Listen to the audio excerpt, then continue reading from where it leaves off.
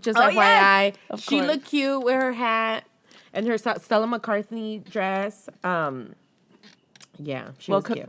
Congratulations to Meghan and Harry. May you bless us royally for a long time. And we can't wait for your kids to get married. To Mexicans, maybe. We're about to, like, the next royal wedding isn't going to be until, it's going to be a while from now. The next kids, right? Yeah, these little nuggets. Our kids will be getting up at 1 a.m. to watch that shit. I mean, hopefully me too, because I really enjoyed it. It was great. All right, Martha, let's move into the next segment. Our Tonto of the Week. Tonto, tonto, tonto, tonto. Just when you think that things can't get any worse around the world, sometimes you just get hit with just another example. So this clip may sound familiar to you. You might have already heard it. To customers when they be speaking very violent. I mean, sometimes they do. Yeah. Every person I listen to, he's spoken, she's speaking it, is America.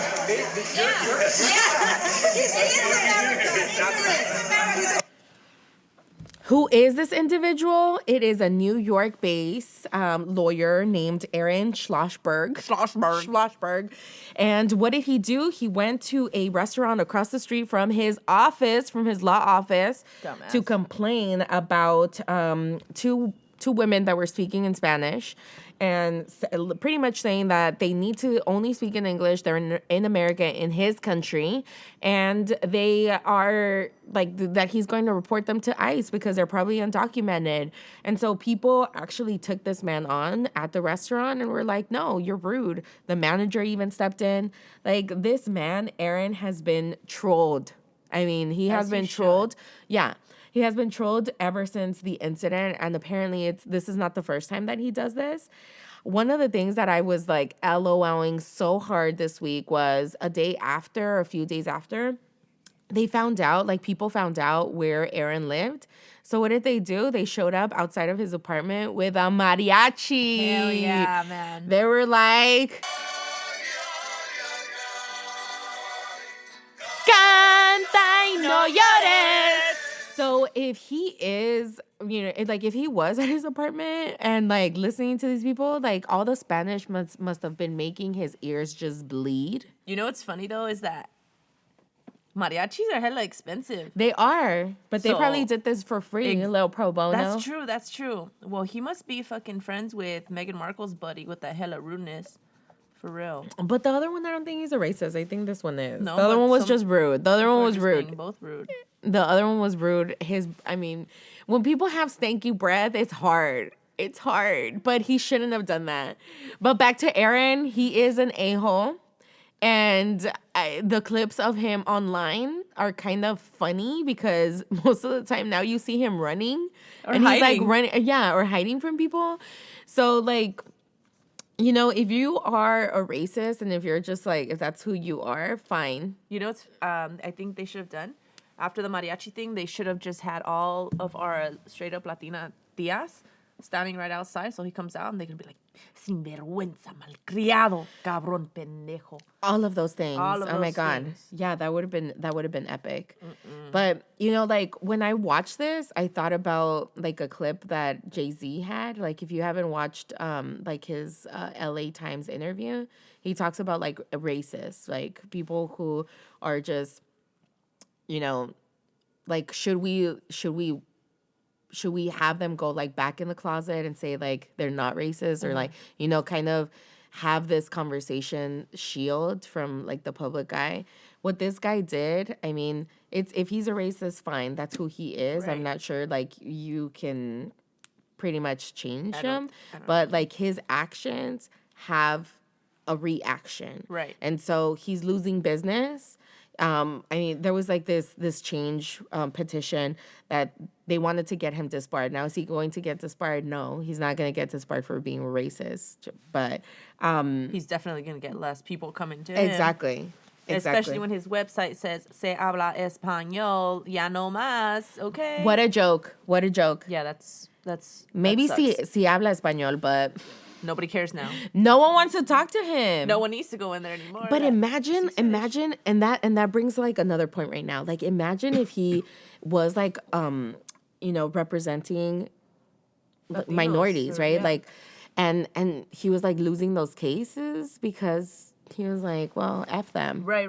Yeah, exactly. Change.org. Sue him now? Yeah, change.org. Y'all better look into that. Yeah, seriously. If he wasn't representing you, you're Latina or Latino, and he was over here not representing you, now you know why. He was just like, he didn't really care. He didn't. His biased ass self. Yes.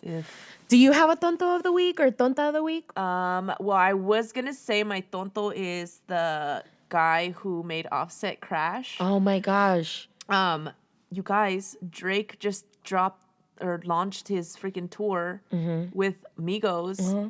If the 3 Offset Amigos did not make that crash, there'd be no tour. Yeah. So, yeah, this guy apparently was just either crossing the street, he was an alleged crackhead, crossing the street and just cracked out, or just trying to, like, commit suicide kind of a thing. And Offset was driving his green, I think it was Challenger, yeah. And he was like, I'm not trying to kill anybody. So he swerved and hit a tree.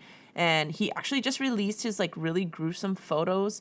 His mouth is, like, all bloody. He's in the neck brace. Like, his hands are pretty toe up. That is frightening. Wow, he needed a bunch of stitches. And then Cardi B is, like, super pregos. Yeah. That is terrifying. That actually happened to me when I was with the nugget in the belly. Yeah. And then baby daddy, like, got in that car accident. I was 8 months pregnant. Had, like, surprised him with dinner, and he called me. He had a motorcycle at the time, and he's calling me and, like, I just hit somebody. There's blood everywhere. And I was like, oh, hell no. I was like, you see life differently. Like, yeah. I would have raised this kid totally by myself. It's frightening. Right. I could not imagine Cardi B. She's stressing out. You can't let that nugget come out. You know? But if you haven't watched the pictures, I suggest you go on, like, TMZ and look at them. Poor Offset. Glad he's doing well. Glad baby Cardi Offset is okay.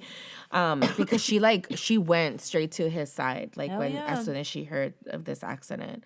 So hopefully Offset will get better soon. Because I'm trying to go to that concert. Okay, Aubrey and the 3 Amigos. I can't wait. Drake always puts on a good show, so. Yeah, that'll be dope. Mm-hmm. So as I was mentioning before, like, with this whole Offset thing going on and, you know, something traumatic like that happening, it could really change your outlook on life. And I'm just going to segue into Carrie Underwood and how she had that traumatic accident where she fell on her face and she had to get 40 stitches. And then she was, you know, really hesitant about posting a photo about her or a photo of herself and just being in the public eye. She was she was hesitant about coming out and showing herself, and that made us all kind of be like, damn, something must have really happened bad. You know, she's gonna look really different, and she kind of prepared us for the worst. Right. That picture came out, and everybody was like, what the hell are you talking about? Yeah. She looked exactly the same. My initial thought was like, okay, maybe she's got makeup on and it's just covering it or something. But no, then didn't she? I think she posted, like, natural photo or something too. She did. And you see, like, the tiniest scar, if anything. But it's like, oh my gosh, like, it just goes to show, like, how something like somebody like her in the public eye, especially with a generation like ours that lives 100%, 99% on social media, how is this going to affect, you know, the minds of the upcoming generations and ours? Because I definitely catch myself, you know, scrolling through Instagram and being like almost depressed at, like, what the fuck? Like, what am I doing with myself sometimes? Mm-hmm. And it's kind of scary. And I've had, you know, it's just like I guess a personal thing that I've dealt with my whole life of, like, body confidence and stuff like that. Mm-hmm. Because I did grow up an athlete and I danced competitively for a little bit. Mm-hmm. And, you know, there was times where the judges would dock us for the way our legs jiggled or little things. And it was like, damn, if people like that are already judging us in the outside world, and social media gets extra crazy because then people think they can comment because they don't have to show their face or, things like that. Right. But the reason I wanted to talk about this was because, I just want to bring it up to people that you literally don't have to compare yourself on social media. If you need to take a break, turn it off, like delete the apps. I've done it a few times with Snapchat and Instagram. But then there's times where I'm like,